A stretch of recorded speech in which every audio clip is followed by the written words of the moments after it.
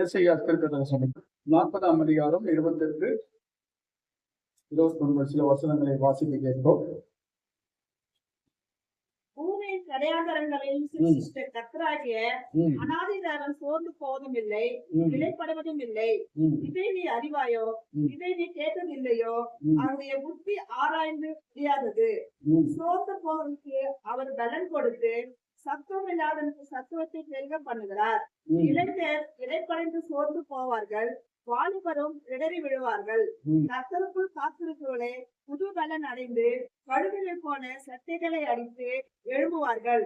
அவர்கள் ஓடினாலும் இடைப்படையார்கள், நடந்தாலும் சோர்ந்து போவார்கள். சொல்லுகிறது அவர் சோர்ந்து போகிறது இல்லை என்று எழுதப்பட்டிருக்கிறது. பூமியின் கடையாந்தரங்களையும் சிருஷ்டித்த கர்த்தராகிய அநாதி தேவன் சோர்ந்து போவது இல்லை, சோர்ந்து போவதும் இல்லை. ஆண்டவராகிய தேவன் நம்முடைய கர்த்தர், அவர்தான் இந்த பூமியுடைய கடையாந்தரங்களை சிருஷ்டித்திருக்கிறார். பூமிக்கு எல்லையை நியமித்தவர் அவர்தான், சமுத்திரத்திற்கு எல்லைகளை நியமித்தவர் அவர்தான். இன்றைக்கு எல்லாத்திற்கும் உருவாக்கின நம்முடைய ஆண்டவர், வானத்தையும் பூமியும் சர்வலோகத்தையும் உருவாக்கி நம்முடைய ஆண்டவராகிய தேவன், அநாதி தேவன் சோர்ந்து போவது இல்லை, சோர்ந்து போவதும் இல்லை. நம்முடைய தேவன் எவ்வளவு பெரிய தேவன், சிருஷ்டிகர்த்தர். அவ்வளவு பெரிய தேவன் மனிதனை உண்டாக்கினார், உலகத்தை உண்டாக்கினார். உலகத்தில் எத்தனையோ காரியங்கள் நடந்து கொண்டிருக்கிறது.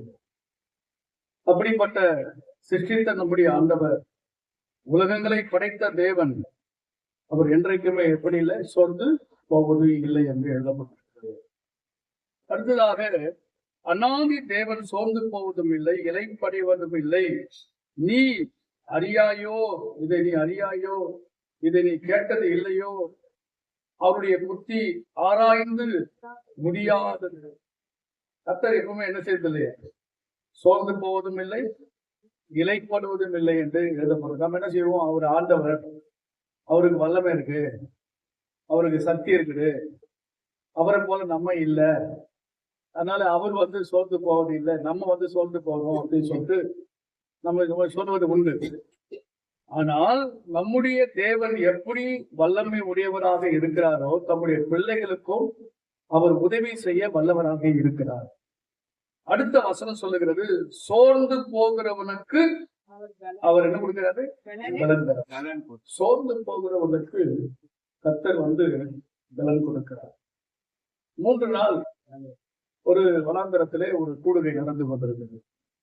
இயேசு கிறிஸ்து கூட்டத்துடைய நடுவில் முடிந்த பிறகு, 3 நாள் முடிந்தது, வாஷிங் பிரேயரோ ஏதோ ஒரு கூட்டம் நடக்கிறது. ஜனங்கள் போவாங்க, அவங்க வீட்டுக்கு போவாங்க. அப்போ ஆண்டவர் சொன்னாரு, இந்த கூட்டம் முடிஞ்சு ஜனங்கள் போகும்போது அவர்கள் வெறுமையா எப்படி அனுப்புவது, பட்டினியா எப்படி அனுப்புவது, வழியில் அவர்கள் சோர்ந்து போவார்களே என்று சொல்லி ஆண்டவர் தன்னுடைய சீஷர்களோடு பேசுறாரு. அவங்களுக்கு ஏதாகிலும் கொடுத்து சரீரத்திற்கு வேண்டிய ஒரு ஆகாரத்தை அவர்கள் கொடுத்தோம் என்று சொன்னால் அவர்கள் போகிற வழியில அவர்களுக்கு கொஞ்சம் பலனாக இருக்கும் என்று சொல்லி ஆண்டவர் அங்கு பேசுறார். இதை குறித்து அநேக இடங்களில் நம்ம பார்க்கிறோம். ஆண்டவர் தம்முடைய பிள்ளைகள் மேல அவ்வளவு அக்கறை உள்ளவராக இருக்கிறார், கவனம் உள்ளவராக இருக்கிறார்.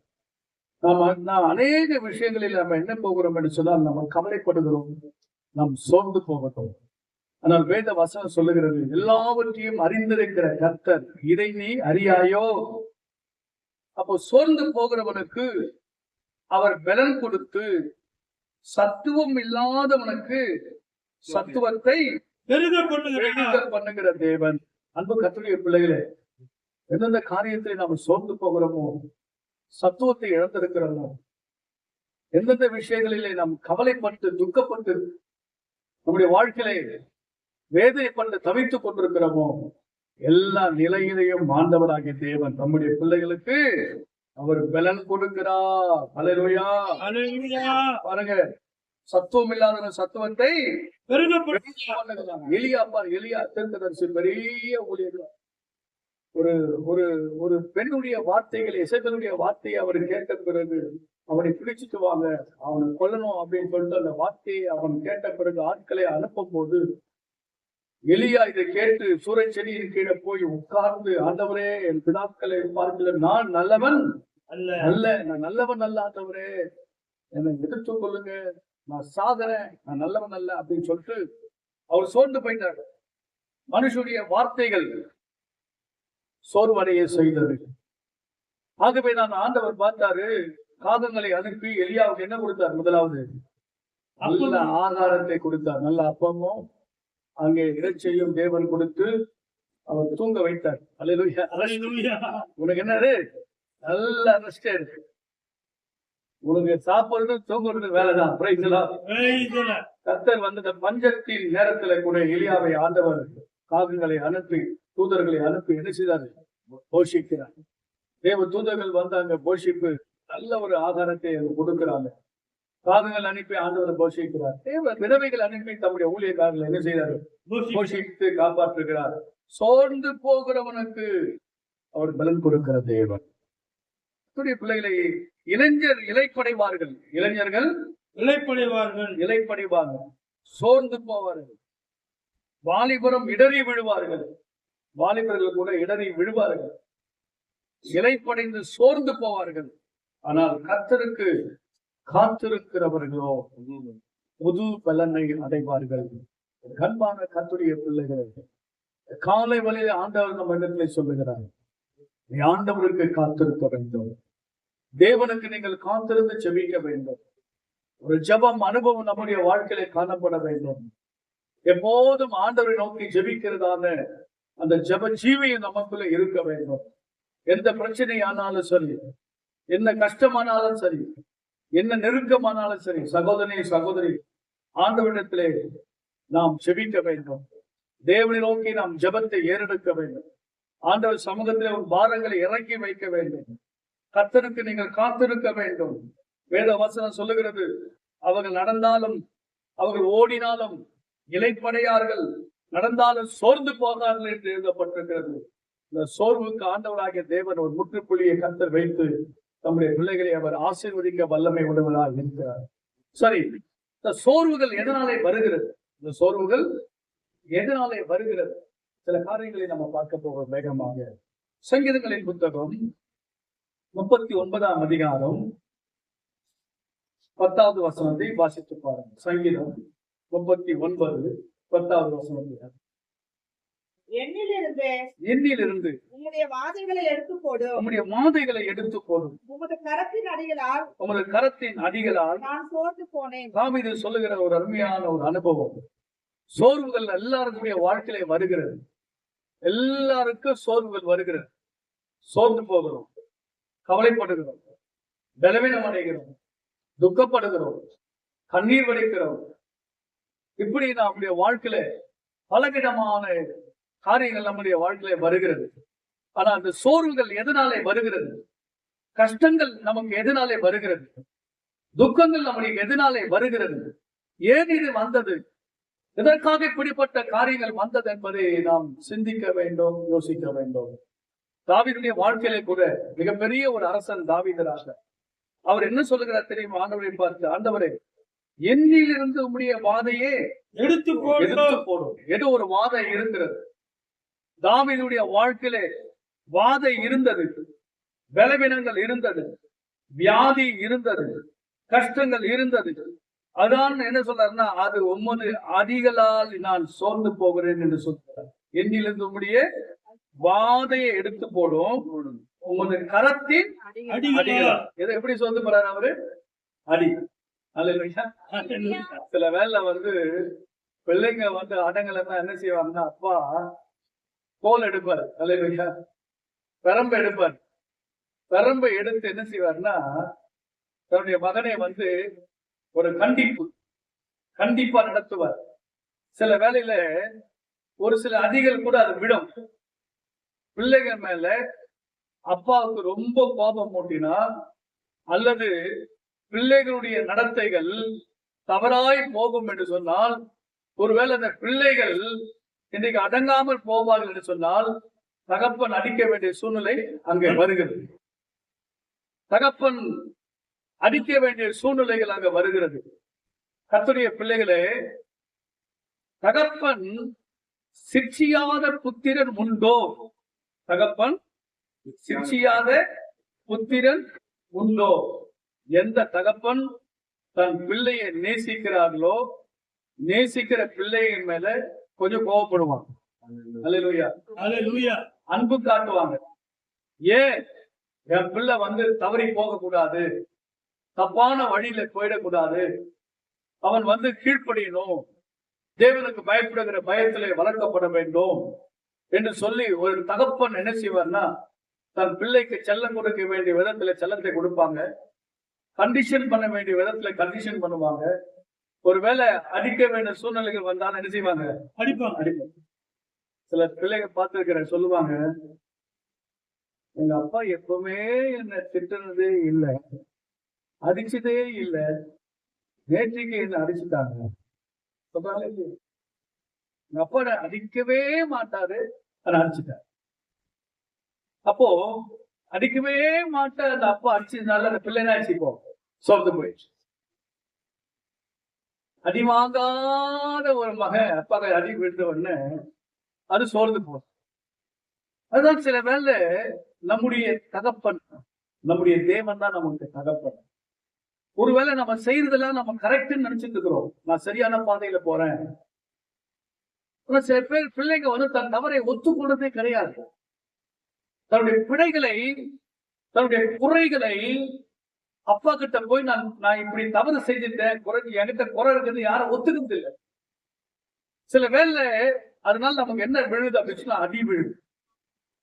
அடி ஏன் அப்படி அடிக்கிறார்னா, பைபிள்ல எழுதப்பட்டிருக்கிறது, நம்ம அடிக்கிறவரும் அவர்தான், அணைக்கிறவரும் அவர்தான், காயப்படுத்துகிறவரும் அவர்தான், அந்த காயத்தை கட்டுகிறவரும் அவர்தான்.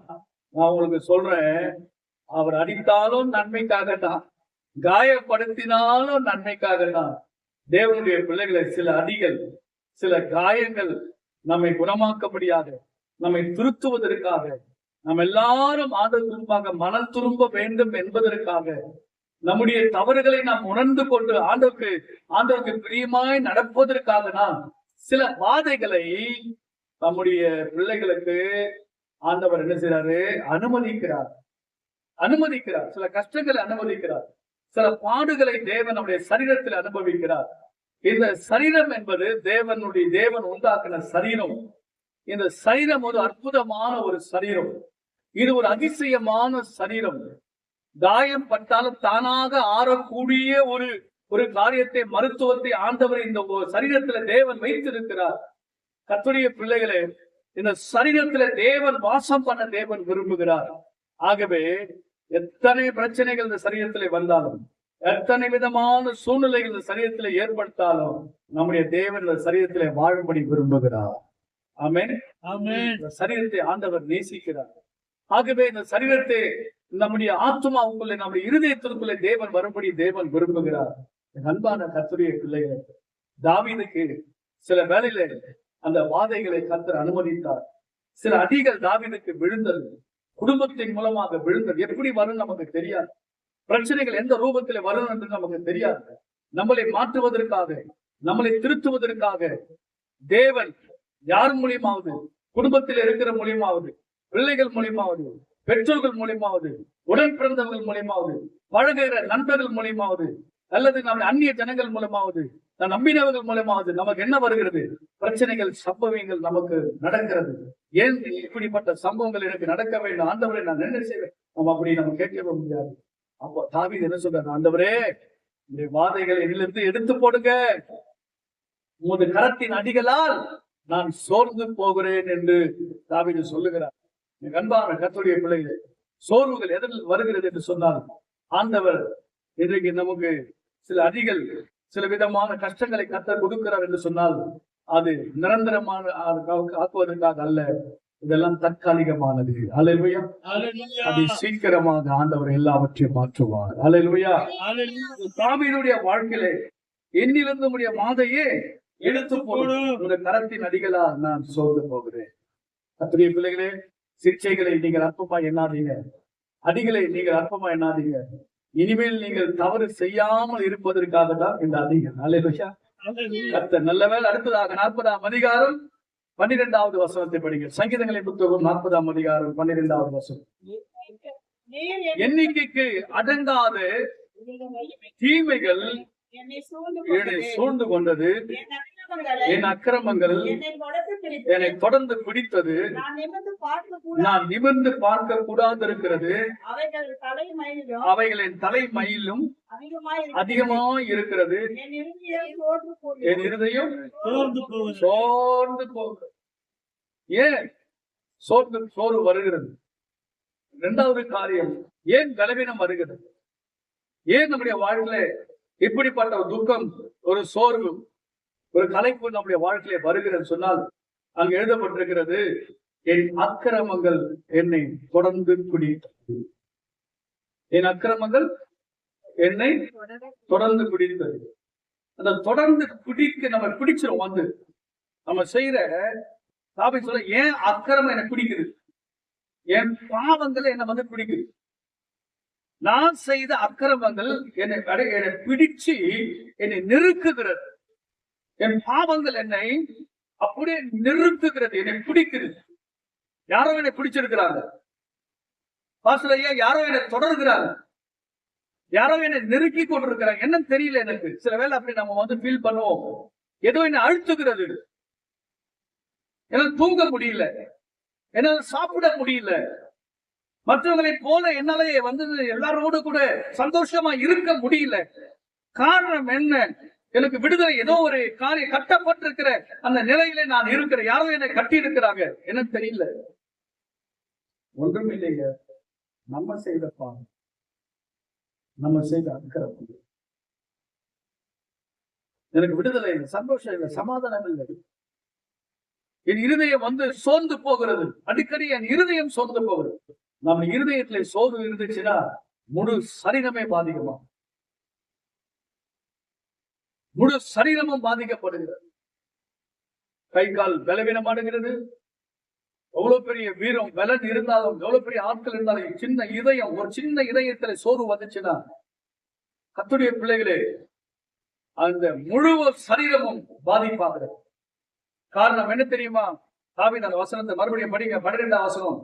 எண்ணிக்கைக்கு அடங்காத தீமைகள் என்னை சூழ்ந்து. பாத்தீங்களா? எண்ணிக்கைக்கு அடங்காத தீமைகள்,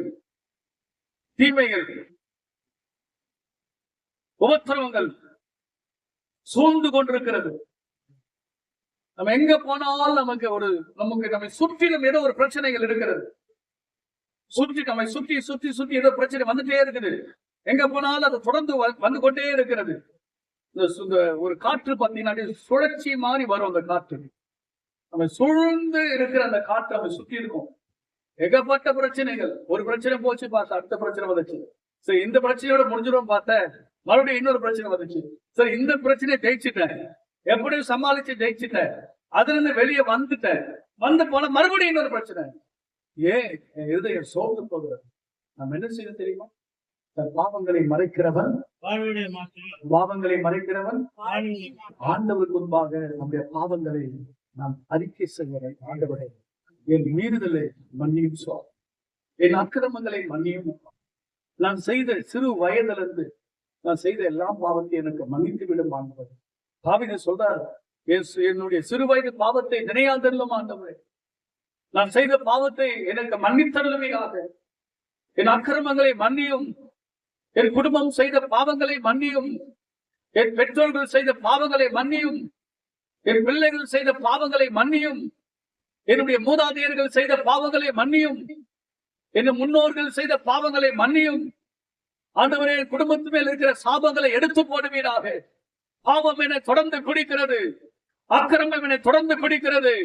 ஆண்டவரே, இதிலிருந்து எனக்கு விடுதலை வேண்டும், நீங்க தான் அந்த விடுதலை கொடுப்பீங்க என்று சொல்லி நம்பி இருக்கிறேன். நான் சோர்ந்து போகிறேன், ஆண்டவரை எனக்கு உதவி செய்கிறேன். அந்த சமூகத்தை நாம் அறிக்கை செய்யும் போது ஆண்டவர் நமக்கு விடுதலை கொடுக்க அவர் வல்லவராய் இருக்கிறார். ஆமென் சொல்லுங்க. அடுத்ததாக 143ஆம் சங்கீதம். ஏன் நம்முடைய வாழ்க்கையில சோர்வுகள் வருகிறது, துக்கங்கள் வருகிறது, பலவீனங்கள் வருகிறது? காரணம் என்ன?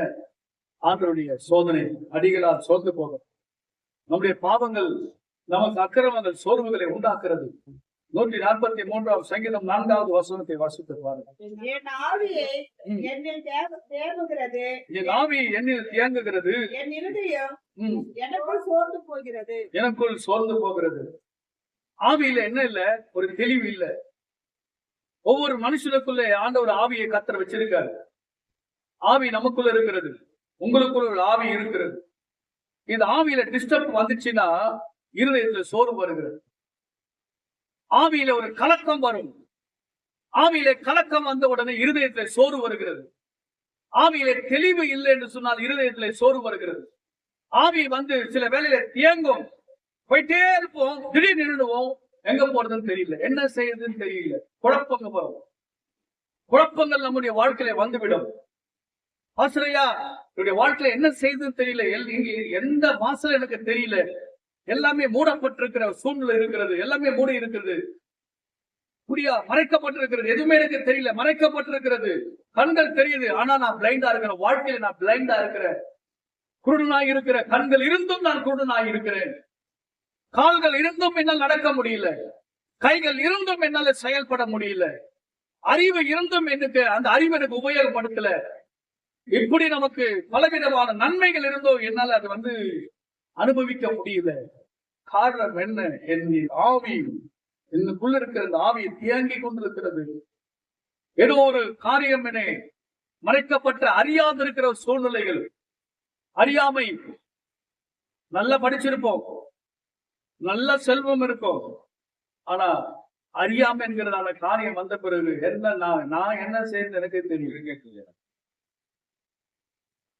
நான் எங்க போறேன்னு எனக்கே தெரியல. உங்களோட அப்பாடா அவரு, அப்பா போய் இப்படி பேசுறிய தெரியல. பிள்ளைங்க என்னாச்சு உங்களுக்கு, ஏன் இப்படி கத்துறீங்க தெரியல, எனக்கே தெரியலமா. சில வேளை நம்ம என்ன செய்யணும் என்பதை நமக்கு அறியாமல் செய்து கொண்டிருக்கிறோம். வாலிப பிள்ளை, நீங்கள் தம்பி செய்தது தப்புப்பா, தவறுப்பா. ஆமாய்யா, எனக்கே தெரியல என்ன செய்யறதுன்னு சொல்லி. இதான் மறைக்கப்பட்டிருக்கிறதான நம்முடைய வாழ்க்கையில மூடப்பட்டிருக்கிறதான அறியாமை ஒரு நிலையிலே இயங்குகிறது. அது செயல்பட முடியல, என்னால் சரியான ரூட்டை கண்டுபிடிக்க முடியல. என் ஆவி எனக்குள் தியங்கும் போது என் இருதயம் சோர்ந்து போகிறது. வழிகாட்டுகிறவன் நம் கைடு இருப்பாங்க, கைடு. அவங்க முன்னே போவோம், நம்ம பின்னாடி போவோம். அந்த கைடுக்கே குழப்பம் வந்துச்சுன்னா நமக்கு என்ன? நமக்கு வழிகாட்டுறவங்களே, நமக்கு போதிக்க, நமக்கு சொல்றவங்களுக்கு பிரச்சனை வந்துச்சுன்னா பின்னாடி இருக்கிறவங்க எல்லாருக்குமே பாதிக்கும். ஆமென். இந்த ஆவி பாதிக்கப்பட்டால், உள்ளத்தில் இருக்கிற ஆவி புரிந்து விட்டால் முழு சரீரமும் பாதிப்பு உண்டாகிறது. தேவனுடைய பிள்ளைகளே, உங்கள் ஆவியிலே ஒரு கலக்கம் வராதபடிக்கு நீங்கள் காத்துக்கொள்ள வேண்டும். உங்கள் ஆவியிலே ஒரு முறிவு வராதபடிக்கு நீங்கள் காத்துக்கொள்ள வேண்டும். உங்க ஆவியிலே ஒரு தெளிவு இருக்க வேண்டும். உங்க ஆவியானவரோடு கூட இணைய வேண்டும். ஆவியானவர் நமக்கு உதவி செய்ய வேண்டும். ஒவ்வொரு மனுஷனுக்குள்ள ஒரு ஆவி இருக்கிறது. அது இஷ்டமாய் நடத்துகிறது, அது இஷ்டமாய் ஓடுகிறது, இஷ்டமான காரியத்தை செய்கிறது. நான் உங்களுக்கு சொல்லுகிறேன், தேவ சித்தத்திற்காக நீங்கள் உங்களை ஒப்பு கொடுக்க வேண்டும். காலையில எழுந்தவுடனே ஜெபிக்க வேண்டும். ஆண்டவரே, இந்த நாள் உம்முடைய நாள், எனக்கு கொடுத்த நாள், இந்த நாள் உம்முடைய சித்தத்தின்படி செய்ய அர்ப்பணிக்கிறேன். மாலை வரும், நம்முடைய வேலைகள்லாம் முடித்து விட்டு மாலை நேரம் வீட்டுக்கு வருவோம். நாம் நல்லா சாப்பிடுவோம், நித்திரைக்கு போவோம். நித்திரைக்கு போகும்போது ஆண்டவர் சமூகத்தில் நாம் ஒப்பு கொடுக்க வேண்டும். ஆண்டவரே, என் ஆவி, ஆத்மா, சரீரத்தை உமக்கு நான் படைக்கிறேன். எனக்குள்ளே எந்த அசுத்த ஆவிகள் கிரியை செய்யக்கூடாது. எனக்குள்ளே பொல்லாத ஆவி கிரியைகள் எனக்குள்ளே வரக்கூடாது. மாம்சத்தின் கிரியைகள் எனக்குள்ளே செயல்படக்கூடாது. என் ஆவியிலே எனக்கு ஒரு தெளிவை உண்டாக்குங்க. நீங்க தான் என்னை ஆளுகை செய்ய வேண்டும். அசுத்தங்கள் என்னை ஆளுகை செய்யக்கூடாது. வானமண்டல பொல்லாத ஆவிகள் என்னை ஆளுகை செய்யக்கூடாது. செய்வின மந்திர கட்டுகள் என்னை ஆளுகை செய்யக்கூடாது. ஆண்டவர், எந்த மனுஷிகமும் எனக்குள்ளே ஆளுகை செய்யக்கூடாது. நான் உம்முடைய பிள்ளை, உமக்கு பிரியமானதை செய்ய நான் விரும்புகிறேன், எனக்கு உதவி செய்யுங்க என்று சொல்லி ஜெபம் பண்ணிட்டு நீங்க படுங்க. அந்த இரவு உங்களுக்கு ஆசீர்வாதமாக இருக்கும். விழித்தேன், நித்திரை செய்தேன், விழித்தேன். கர்த்தர் என்னை தாங்குகிறார். கர்த்தர் என்னை தாங்குகிறார். கர்த்தர் தான் நம்மளை தாங்குவார். கர்த்தர் தான் நம்மை நடத்துவார். கர்த்தர் தான் நம்மை சுமக்கிறவர், நம்மை நடத்துகிறவர். நம்முடைய கர்த்தர் தன் இஷ்டம் போல வாழுகிற பிள்ளை தகப்பனுக்கு லட்சியம் உண்டாக்கும். தேவனுடைய பிள்ளைகளே, எப்பவுமே நம்ம இஷ்டம் போல வாழக்கூடாது. ஆமென். ஆமென். ஆண்டவர் விரும்புகிற மாதிரி நம்ம வாழ. Praise the Lord.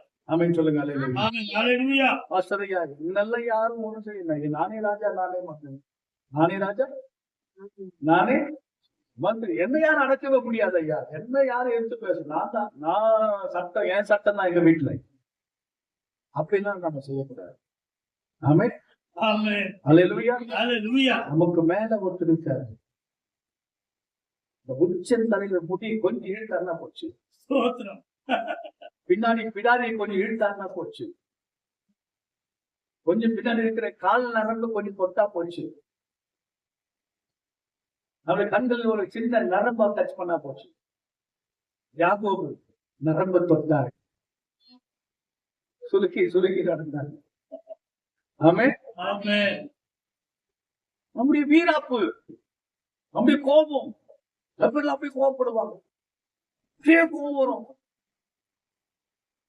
நம்முடைய வீராப்பு பாஸ்டர் யார் தெரியுமா? குடும்பத்துக்கு எல்லாம் ஒண்ணு. ஆவியில டிஸ்டர்ப் வந்துச்சுன்னா இருதயம் சோர்ந்து போகிறது. ஆமென். Amen. தன் ஆவி அடக்காத மனுஷன் மதில் இழந்த சோருக்கு சமமாக இருக்கிறான் என்று எழுதப்பட்டிருக்கிறது. நான் உங்களுக்கு சொல்லட்டுமா? உங்க ஆவி எப்படி இருக்கு தெரியுமா? எளிமையா இருக்கணும். ஆவி எளிமை உள்ளவர்கள் பாக்கியவான். ஆண்டவராக இயேசு கிறிஸ்து சொல்லிருக்க. நான் சொல்லல, ஆண்டவர் சொன்ன ஆவியில எளிமையா இருங்க. ரொம்ப எளிமையா இருங்க. ஆவியில கர்வம் இருக்கக்கூடாது. நான் என்கிற கர்வம், பெருமை, தயவு செய்து அது நம்மை விழுத்துவிடும், நம்மளை அழிச்சுவிடும். பெருமை உள்ளவன் என்ற கருத்தை எதிர்த்தது. வசனத்தை படிக்க 4 வசனம் 44. என் ஆவி என்னில் இயங்குகிறது, என்னில் தியங்குகிறது, என் இருதயம் எனக்குள் ஓர்ந்து போகிறது. ஓர்ந்து போகிறது. ரொம்ப கவனமாக இருக்கணும் அன்பு கர்த்தருடைய பிள்ளைகளே, ரொம்ப கவனமாக. அடுத்ததாக யோபின் புத்தகம் 19ஆம் அதிகாரம். யோபின் புத்தகம் 19ஆம் அதிகாரம் 27வது வசனம் வாசிக்கிறது. அவரை நானே பார்ப்பேன், அந்நிய கண்கள் அல்ல, என் கண்களே அவரை காணும். இந்த வாஞ்சையால் என் உள்ள விரியங்கள் எனக்குள் சோர்வுகள் எதனாலே வருகிறது? கர்த்தருடைய பிள்ளைகளே, உங்களுடைய கரத்தின் அடிகளால் நான் சோர்ந்து போகிறேன். வாதைகள், அடிகள் வரும்போது நம்ம சோர்ந்து போகும். அக்கிரமங்கள், நாம் செய்கிற அக்கிரமங்கள் நம்மை தொடர்ந்து பிடிக்கும் போது நம்ம சோர்ந்து போகிறோம். நம்முடைய ஆவி ஆண்டவருக்கு விரோதமான காரியங்கள் செய்யும் போது நாம் சோர்ந்து போகிறோம். கர்த்தருடைய பிள்ளைகளே, அடுத்ததாக யோபு என்கிற பக்தர் சொல்லுகிறார், அவரை நானே பார்ப்பேன், அவரை நானே பார்ப்பேன். ஆண்டவர் மேல இருக்கிற வாஞ்சை, ஆண்டவர் மேல இருக்கிறதான அந்த வாஞ்சை இருக்கு பாத்தீங்களா? அன்பு, ஆண்டவர்களோடு அதிகமான அன்பு, ரொம்ப அதிகமான அன்பு, அதிகமான வாஞ்சை, ஆண்டவர் மேல் அதிகமான ஒரு காதல், ஆண்டவர் மேல் அதிகமான ஒரு நேசம் இந்த யோபுக்கு இருந்தது. அதுதான் யோபு என்ன சொல்ற அப்படின்னு பாத்தீங்கன்னா, அவரை நானே பார்ப்பேன், அந்நிய கண்கள் அல்ல, என் கண்களை அவரை காணும். இந்த வாஞ்சை, எந்த வாஞ்சை?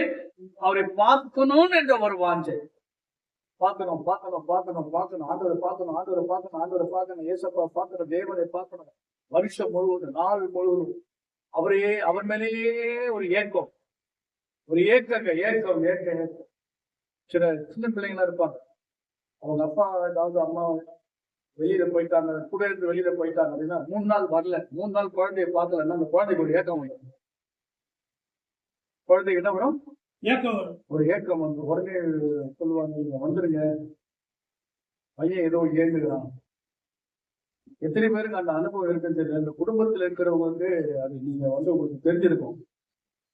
சில பேர் மனைவி கூட புருஷனை பார்க்கலாம் அப்படின்னு சொன்னா ஒரு ஏக்கம் வந்துடும், ஏதோ ஒரு ஏக்கம் வரும். புருஷனுக்கு ஒரு ஏக்கம், ஒரு அன்பு, தெய்வீகமான ஒரு அன்பு குறித்து நான் சொல்லிக் கொண்டிருக்கிறேன். இந்த குடும்பத்துல இருக்கிறவங்களுக்கு தெரியும்.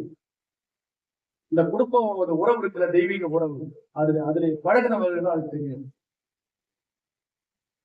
எத்தனையோ பேர் நான் பார்த்திருக்கிறேன், குடும்பத்தை விட்டு பணத்திற்காக எதை சம்பாதிக்கிறதுக்காக எல்லாத்தையும் விட்டு போவாங்க. ஆனா ஒரு சிலர் அதை ஏங்கி போவாங்க, தவிச்சு போயிடுவாங்க. அப்படிப்பட்டதான ஒரு சூழ்நிலையை தான் இதை உணர்த்துகிறது. வந்து பார்த்துட்டு போனாரு, ஆனா இது மறுபடியும் பார்க்க முடியலையே என்கிறார். பாருங்க, இதே சம்பவம் தான் உன்னத பாட்டில் எழுதப்பட்டிருக்கிறது. நீங்க 5ஆம் அதிகாரம் உன்னத பாட்டு புத்தகம் 5ஆம் அதிகாரத்துல நீங்க படிச்சீங்கன்னா அதுல இருக்கக்கூடிய ஒரு மனவாட்டி மணவாளன் மேல் வைத்திருக்கிறதான அன்பு நேசம். 2வது வசனத்தை படிங்க சிஸ்டர். 5ஆம் அதிகாரம் 2 உன்னத பாட்டு. நான் நித்திரை பண்ணினேன், என் இருதயமோ விழித்திருந்தது, கதவை தட்டுகிற என் நேசரின் சத்தத்தை கேட்டேன். பாருங்க, உன்னத பாட்டு 5:2 அருமையா எழுதப்பட்டிருக்கிறது. கதவை தட்டுகிற என் நேசரின் சத்தத்தை கேட்டேன். உள்ள யார் இருக்கிறாங்க? மனவாட்டி இருக்கிறாங்க. உள்ள மனவாட்டி இருக்கிறாங்க. கதவு உள்பக்கமா தாழ்த்து இருக்குது, பூட்டி இருக்குது உள்பக்கம். பொழுது போச்சு, இரவு ஆயிடுச்சு, உள்ள லைட் ஆஃப் பண்ணிட்டாங்க. இரவு வஸ்திரத்தை அணிந்து கொண்டு உள்ள மனவாட்டி தூங்கி கொண்டிருக்கிறாங்க. இப்ப ராத்திரி நேரத்துல அவர் சொல்ற, நான் நித்திரை பண்ணினேன், என் இருதயமோ விழித்திருந்தது. நித்திரை செய்த இருதயம் விழித்திருக்கிறது. அதுதான் தேவனுடைய அன்பு. கதவை தட்டுகிற என் நேசரின் சத்தத்தை கேட்கேன். கதவு சத்தமும் கேக்குது, அவர் கூப்பிடுற சத்தமும் கேக்குது. ஆமென், ஆமென், அல்லேலூயா, அல்லேலூயா. கதவு தட்ட சத்தம் கேக்குது. வெளியிலிருந்து என் உத்தமியே எப்படி கூப்பிடுறாரு தெரியுமா ஆண்டவரே? பாருங்க, என் சகோதரியே, என் பிரியமே, என் புறாவே, என் உத்தமியே, கதவை தர.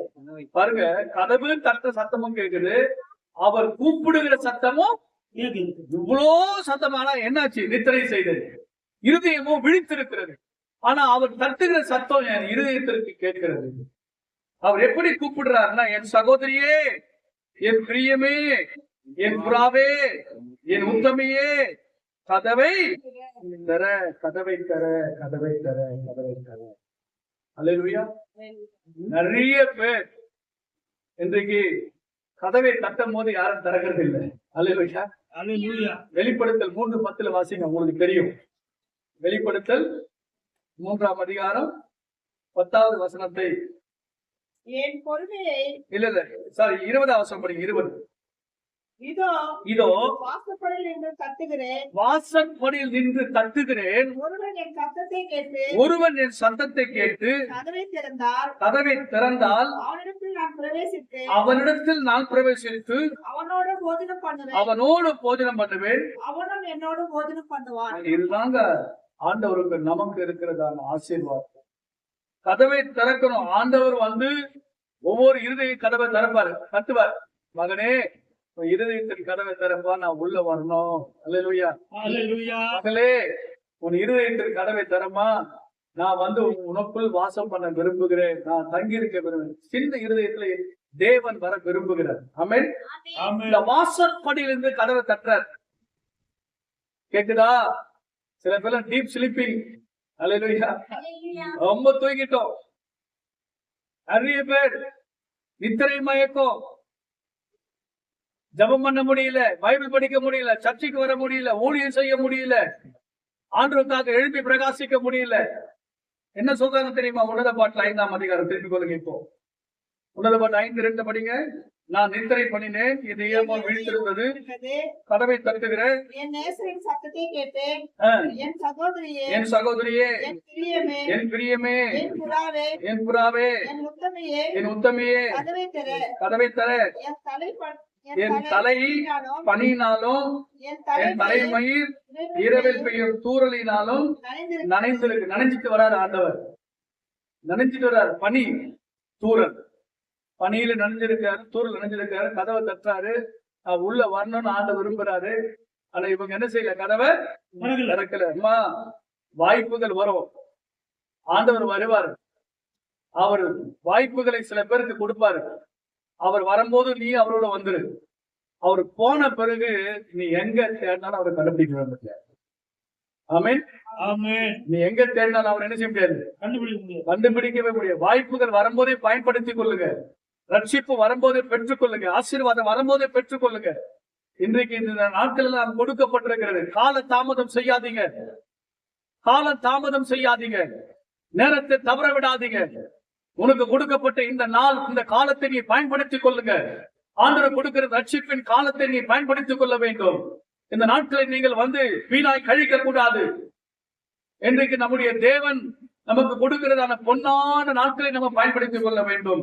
அடுத்த 3ஆம் வசனம் சொல்லுகிறது, என் வஸ்திரத்தை கழட்டி போட்டேன், நான் எப்படி அதை திரும்ப உடுப்பேன்? என் பாதங்களை கழுவினேன், நான் எப்படி அவைகளை திரும்பவும் அழுக்காக்குவேன் என்று சோம்பேறி தோணும். அல்லேலூயா. நிறைய பேருக்கு சோம்பேறி, நிறைய பேருக்கு சோம்பேறி. ரொம்ப சோம்பல் தான் நம்முடைய வாழ்க்கையில ஆசீர்வாதத்தை இழக்க செய்கிறது. அதுக்கு ஒரு சாக்கு போக்கு சொல்லுவாங்க. நிறைய பேர் சாக்கு போக்கு சொல்ற காரியம் அவன் கரெக்டா இருக்கிற மாதிரி தெரியும். அந்த சாக்கு போக்கு எல்லாம், நான் வஸ்திரத்தை கழட்டிட்டேன், நான் வேற வீட்டுக்கு போற ட்ரெஸ் போட்டுட்டேன், வெளியே போற ட்ரெஸ் நான் இன்னும் போடல, அது போட்டு நான் வெளியே போனோம், அதெல்லாம் எனக்கு சோம்பேறி தானே பண்ணுவாங்க. ஒரு கடைக்கு போயிட்டு வாடான்னா, நான் இப்பதான் வந்தேன், மறுபடியும் எப்படி போறது, மறுபடியும் எப்படி போறது? சோம்பலுக்கு இடம் கொடுக்கவே கூட. சுறுசுறுப்பா இரு. எறும்பு பாருங்க, எறும்பை பாருங்க, எறும்பிடத்தில் போய் ஒரு சுறுசுறுப்பை கற்றுக்கொள்ளுங்கள் என்று எழுதப்பட்டிருக்கிறது. அநேக நித்திரை நித்திரை நித்திரை தூக்கத்திற்கு இடம் கொடுக்கவே கூடாது. பைபிள் வசனம் சொல்லுகிறது 4ஆம் வசனத்திலே, என் நேசர் தமது கையை கதவு துவாரத்தின் வழியாக நீட்டினார். பாருங்க, அவர் கதவு துவாரத்தின் வழியாக நீட்டார். லாக் ஆயிட்டு வேலை, நம்முடைய வீடு லாக் ஆயிடுச்சுன்னா எப்படிப்பா லாக் ஆயிடுச்சு, திறந்து முயற்சி பண்ணலாமா அப்படின்னு சொல்லிட்டு நம்ம வீட்டை திறக்கிறதுக்கு உள்ள தாழ்பால், உள்பாக்கத்துல வேலை தாழ்பால் இருக்கும், அதை திறக்கிறதுக்காக உள்ளே அவர் கையை நீட்டி இருக்கிறார். நீட்டும் போது அவர் கைகளில் இருக்கிற அந்த காரியங்கள் பாருங்க, எழுதப்பட்டிருக்கிறது, என் நேசர் தமது கையை கதவு துவாரத்தின் வழியாக நீட்டினார், அப்பொழுது என் உள்ளம் அவர் நிமித்தம் பொங்கினார். அவர் கதவை கையை வைக்கிறாரு, அவர் உள்ளம் பொங்குறார். அப்பவே உஷாராய் ஓடி வந்திருக்கணும். அப்பவே என்ன செய்யுங்க, ஏதோ நமக்கு டிஸ்டர்ப் ஆயினா சொல்லி எழுந்து வந்துட்டு. ஏன்? நம்ம படுக்கிற அந்த படுக்கைக்கு இடம் கொடுக்க வேண்டும், பெட்டுக்கு இடம் கொடுக்க வேண்டும். நான் இன்னும் படு, இன்னும் சுகமா இருக்கு, இன்னும் பெட்ஷீட் போடும், இன்னும் சில்லுன்னு 2 நாள் நல்லா மழை, நல்லா தூக்கம் வரும், நல்லா கொரட்டை வரும், இன்னும் கொஞ்சம் தூக்கம். பெட்டுக்கு இடம் கொடுக்கவே கூடாது. 5 மணி ஆயிடுச்சு, எழுந்துரு, சுறுசுறுப்பாய். அடுத்த வருஷம் சொல்லுங்க, நேசருக்காக கதவை திறக்க நான் எழுந்தேன், கூட்டின கைப்பிடிகளின் மேல் என் கைகளிலிருந்து வெள்ளை போலமும் என் விரல்களிலிருந்து வாசனை உள்ள அந்த இடத்துல இவ போய் கை வச்சா பாரு, இவ கையில அது வந்துச்சு. ஏன்னா அவருடைய கைப்பட்ட இடம். அல்லேலூயா. அவர் போனதற்கான அடையாளம், என் நேசர் போனதற்கான அடையாளம் உன் கைகளிலே இருந்து வழிகிறது. அடுத்த வருஷம் நேசருக்காக கதவை திறந்தே, நேசரோ இல்லை, ஓய்விட்டார். அல்லேலூயா. போயிட்ட பிறகு ஒண்ணும் செய்ய, எங்க தேர்ந்தாலும் ஒண்ணும். பாருங்க, அவர் சொன்ன வார்த்தைகளால் என் ஆத்துமா சோர்ந்து போகிறது.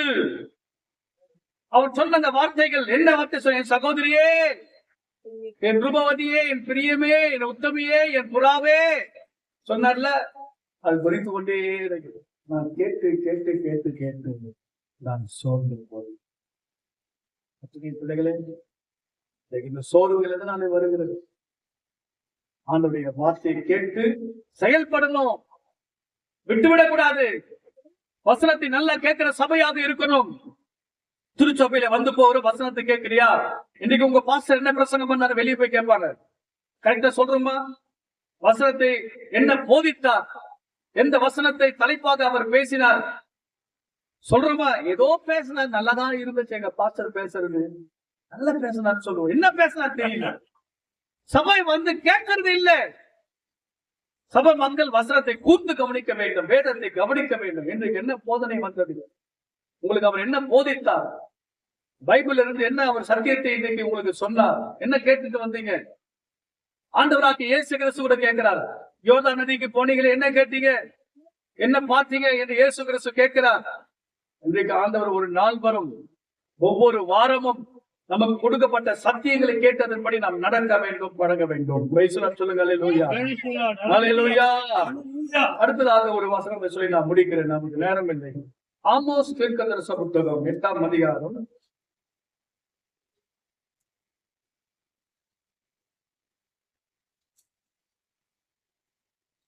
8ஆம் அதிகாரத்திலே 13வது வசனத்தை வாசம்.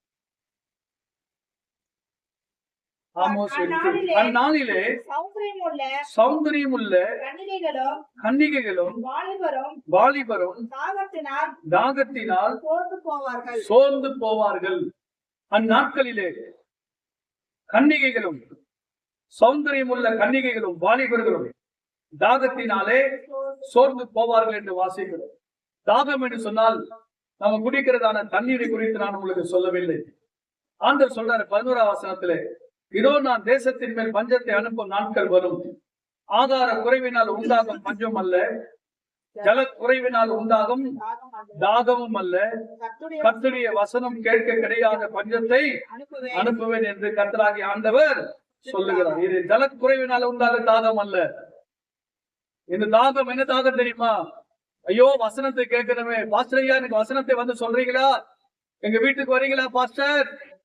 முடியாது. பாஸ்டர் நான் சபைக்கு வந்துக்கிறேன், நீங்க வரீங்களா? முடியாது. காலம் கடந்து போன பிறகு அங்க பாஸ்டர் இருக்க மாட்டாரு, சபை இருக்காது, ஆண்டு வந்துருவாரு. அல்லேலூயா, அல்லேலூயா. பாஸ்டர் ஐயா எனக்காக ஒரு வசனத்தை சொல்லுங்க, சத்தியத்தை சொல்லுங்க. காலம் கடந்து போச்சு. காலம் கடந்து போன பிறகு நமக்கு வசனம் எல்லாம் கிடைக்காது. காலம் கடந்து போன பிறகு உபதேசம் கிடையாது. காலம் கடந்து போன பிறகு திருவிருந்து கிடையாது. காலம் கடந்து போன பிறகு எந்த சத்தியமும் உனக்கு சொல்ல முடியாது. கேட்டு கேட்டு கேட்டு கேட்டு அலைந்து அலைந்து அலைந்து அலைந்து அலைந்து வாலிபர்களோ சௌந்தரியம் உள்ளவர்களோ அப்படியே சோர்ந்து போவார்கள் என்று பைபிள் வசனம் சொல்கிறது. உன் காலத்தை நீ வீணடிக்க கூடாது. பாருங்க, வேத வசனம் சொல்லுகிறது. அடுத்த வசனம் 12. அப்பொழுது அவர்கள் கர்த்தருடைய வசனத்தை தேட ஒரு சமுத்திரம் தொடங்கி மறு சமுத்திரம் மட்டும், வட திசை தொடங்கி கீழ் திசை மட்டும் அலைவாங்கலாம் வசனத்துக்காக. சகோதரியே சகோதரனே, நீங்க எல்லாம் பாசறையா வாங்க, சபைக்கு வாங்க, சபைக்கு வாங்க, சபைக்கு வாங்க, சபைக்கு வாங்க சொல்ற அந்த சத்திய நாட்கள் எல்லாம் கடந்து போய் நம்ம ஓடுற நாட்கள் வரும். பைபிளை தேடி சத்தியத்தை தேடி ஓட அலைய நேரம் வரும். எவ்வளவு அலைஞ்சாலும் சரி ஒரு வசனம் கூட கிடைக்காது. எவ்வளவு அலைஞ்சாலும் சரி ஒரு எழுத்து வசனத்தை கூட நமக்கு சொல்லத்துக்கு ஆள் இருக்காது, சொல்லவே மாட்டாங்க. பைபிள் வசனம் சொல்ற சொல்ல நல்லா படிங்க, படிக்க வசனம். அப்பொழுது அவர்கள் எதை தேட? வசனத்தை தேட, தேவனுடைய வசனத்தை தேட ஒரு சமுத்திரம் தொடங்கி மறு சமுத்திரம் போவாங்க. பணம் இருக்குங்க, கையில நிறைய பணம் இருக்கும், ஆனா வசனம் இருக்காது. நிறைய வசதி இருக்கும், காரு பங்களா இருக்கும், வசனம் இருக்காது, வார்த்தை இருக்காது, தேவனுடைய வார்த்தை வீட்டுல இருக்காது. நிறைய வசதி இருக்கும், பணம் இருக்கும், பொருள் இருக்கும், அறிவு இருக்கும், வசனம் இருக்காது. வசனம் இல்லைன்னா மனுஷன் சோர்ந்து போயிடுவான். வசனம் இல்லைன்னு சொன்னா சோர்ந்து போயிடுவான். என்ன செய்ய? இப்பவே வசனத்தை கேட்கணும், வசனத்தை கேட்கணும். லூக்கா சுவிசேஷ புத்தகம் 5ஆம் அதிகாரம் முதல் வசனத்தை வாசித்து பாருங்க. லூக்கா 5ஆம் அதிகாரம் முதல் வசனம்.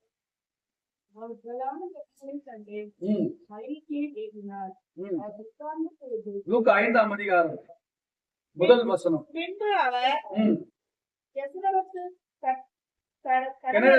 கடல் அருகே நின்ற போது திரளான ஜனங்கள் தேவ வசனத்தை கேட்கும்படி. எதற்காக வந்தாங்க ஜனங்கள்? நிறைய பேர் நிறைய கூட்டம் இருந்துச்சுங்க ஆண்டரோடு கூட. ஆனா ஒரு கூட்டம் பாத்தீங்கன்னா வசனத்துக்காகவே வந்தாங்க. சபைக்கு நம்ம வர எதற்காக வர? வசனத்தை கேட்கபடி வர வேண்டும், சத்தியத்தை கேட்கபடி நம்ம வர வேண்டும். வசனத்திற்காகவே அலைகிற ஒரு கூட்டம் இருக்கும். அல்லேலூயா. அல்லேலூயா. இயேசு சாமி கிட்ட எதற்காக வராங்க தெரியுமா? வசனத்தை கேட்கும்படி அவர்கிட்ட நெருங்கினாங்க. நீங்களும் நானும் வசனத்தை கேட்கிறவங்களா இருக்கணும். வேதத்தை வாயில தேடணும். எங்க பாஸ்டர் வசனத்தை சொல்லுவாரா?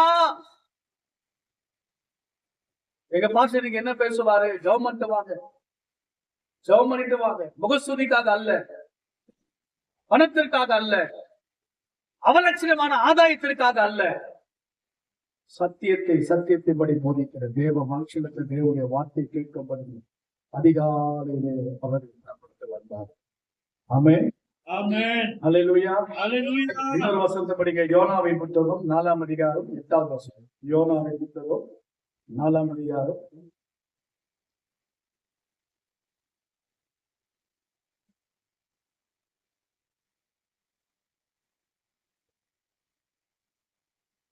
4ஆம் அதிகாரம்.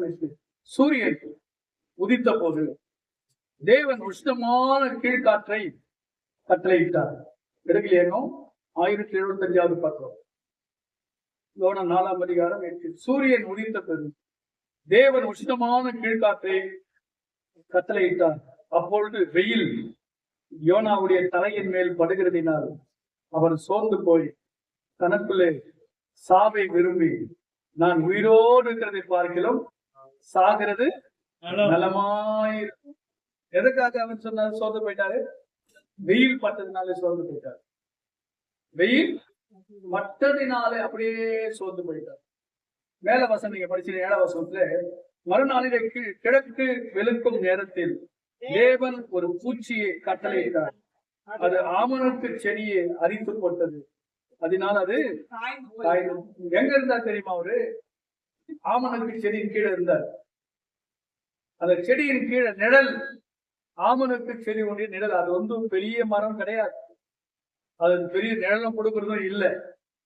பைபிள் வசனம் சொல்லுகிறது 6ஆம் வசனத்துல, யோனாவுடைய தலையின் மேலே நிழல் உண்டாயிருக்கவும் அவனுடைய மனமடிக்கு நீங்களாக்கவும் தேவனாகிய கர்த்தர் ஒரு ஆமணக்கு செடியை முளைக்க கட்டளை. ஏன் கர்த்தர்னா அவனுடைய ஒரு மடிவு வரக்கூடாது, அவன் சோர்ந்து போயிடக்கூடாது சொல்றதுக்காக தான் ஒரு செடியை ஆண்டவர் முளைக்க பண்ணாரு. அதை அவன் மேல் ஓங்கி வளர பண்ணினார். அந்த ஆமணக்கின் மேல் யோனாவுக்கு மிகவும் சந்தோஷப்பட்டான். எதனாலே சந்தோஷம்? ஆமணக்கு செடியை பார்த்து அவன் சந்தோஷப்பட்டான். பாருங்க, ஒரு பூச்சி அனுப்பி அதை ஆட அழிச்சிட்டாங்க. சில வேளை நம்மளுடைய சந்தோஷம் நீடிக்காது.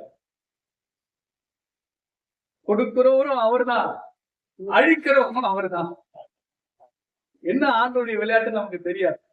அவன் சொல்லுங்க. அல்லேலூயா. அல்லேலூயா. அல்லேலூயா. இந்த யோனாவுக்கு என்ன ஆச்சுன்னா, அதனாலே அவன் காய்ந்து போயிடுது. அந்த செடி வந்து காஞ்சி போச்சு. காஞ்சி போன உடனே சூரியன் மேல வந்து தலைக்கு மேல பாருங்க, பைபிள் வாசனம் சொல்ற 8ஆம் வசனம், உதித்த போது தேவன் உஷ்ணமான கீழ்காற்றை கட்டளையிட்டார். பாத்தீங்களா? அவர் செடியை கொடுத்தவரும் அவர்தான், அதை அழிக்கிறவரும் அவர்தான், சூரியனை உதிக்க பண்றவரும் அவர்தான், அனல் காற்றை அவன் மேல வீசுறவரும் அவர்தான். ஆமென். ஆமென். அனல் காற்றை வீட்டு பண்ணுகிறோம். அவரை பார்த்து நம்ம கேள்வி கேட்க முடியுமா? ஆமென். ஏன் இன்னைக்கு எத்தனையோ ஆயிரக்கணக்கான ஜனங்கள் நினிவே பட்டணத்திலே மனம் திரும்பி உபவாசம் போட்டு அவங்க பாவங்களை அறிக்கை செய்தாங்க. அவங்க இவன் பிரசங்கத்தை கேட்டு அவங்க மனம் திரும்பிட்டாங்க. ஏன் நீங்க அவங்க அழிக்கலன்னு வந்து யோனா வந்து சண்டை போறாரு ஆண்டவர். அல்லேலூயா. எனக்கு தெரியும் அப்பவே நீங்க வந்து இரக்கம் உள்ளவர், நீங்க மன்னிச்சிருவீங்க. அந்த ஜனங்களை ஏன் அழிக்கலன்னு கேட்கிற. கர்த்தரை உணர்த்துவதற்காக தான். பழி வாங்குதல், அழிச்சிருங்க, அவங்களுக்கு கொன்னுடுங்க அப்படின்னு சொல்றவங்களுக்கு தான் இந்த மாதிரியான ஒரு சோதனையை கர்த்தர் அனுப்புற. ஆமென் சொல்லுங்க. ஆமென். அல்லேலூயா. விட்டு கொடுக்கிறவன் கெட்டு போவதில்லை. என்னைக்கும் என்ன சேர்த்துட கெட்டு போறது. கெட்டு போகும். 1,80,000 பேர் முக்கியமா, ஒரு ஆள் முக்கியமா? 1,80,000 தான் முக்கியம். அல்லேலூயா. ஹalleluya. அவங்களையும் காப்பாத்துறாரு, இவனையும் உணர்த்துறாரு. கடினமான இருதயத்துக்குள்ள போயிட்டாரு யோனா. கடினமான இருதயம். நான் சொல்றேன் உங்களுக்கு, விசுவாசிக்கு சொல்றேன், உங்க இருதயத்தை தயவு செய்து கடினப்படுத்த